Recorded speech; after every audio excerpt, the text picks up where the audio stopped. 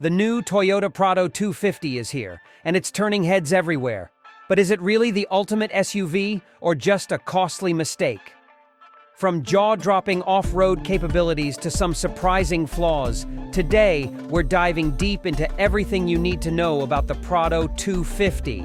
Is it worth your money, or should you look elsewhere? Let's find out.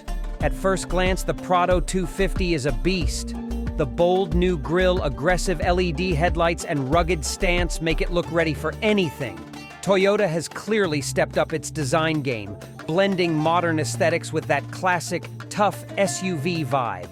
Inside, it's just as impressive. With a massive 12.3-inch infotainment screen, a fully digital driver's display, and an interior wrapped in premium materials, it feels more like a luxury SUV than a hardcore off-roader. Apple CarPlay and Android Auto come standard, and the JBL premium sound system makes every drive feel like a concert. But what about comfort? The new seats come with heating and ventilation, ensuring a comfortable ride in any weather. Plus, with 3 rows of seating, it's perfect for family adventures.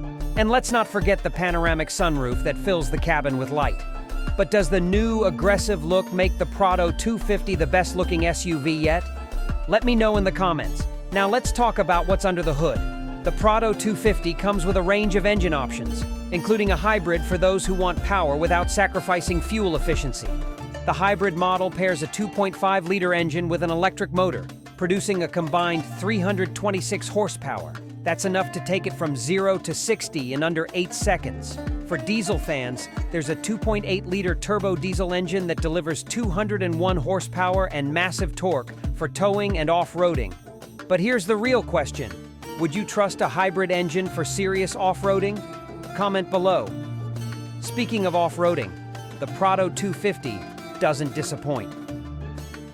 With a reinforced ladder frame chassis, multi-terrain select system, and crawl control, this SUV is built to handle the toughest trails.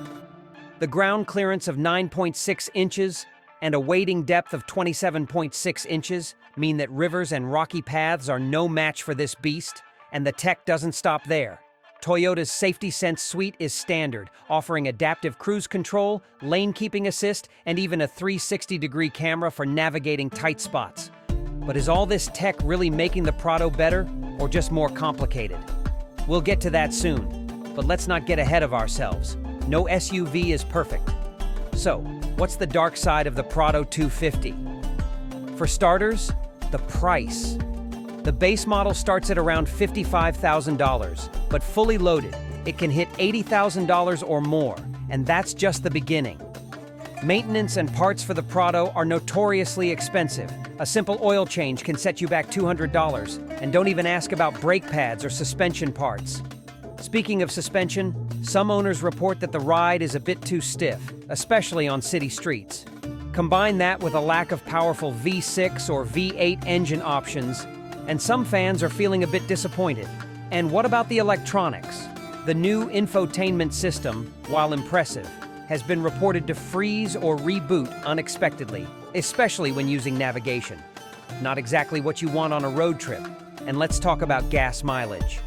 While the hybrid does offer a decent 25 miles per gallon combined, the diesel barely manages 20. For a modern SUV, that's not exactly impressive. Plus, the fuel tank isn't as large as you'd expect, meaning more frequent stops on long journeys. Not great for an SUV built to explore. But here's a deal breaker for some: no panoramic sunroof in the lower trims. That's right, if you want that open-air feeling, be ready to pay for it. And then there's the resale value. While Toyotas generally hold their value well, the Prado's steep starting price means it still loses a significant chunk in the first 3 years. So is the Prado 250 really worth it, or is it just a costly mistake? And here's something to think about. Why go for the Prado when you can get a fully loaded Volvo XC90 for the same $80,000 with cutting-edge technology and business-class comfort?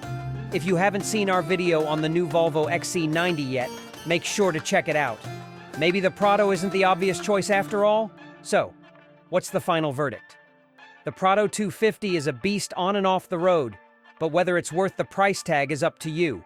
Would you drop $80,000 on this SUV, or is there a better choice out there? Let me know in the comments.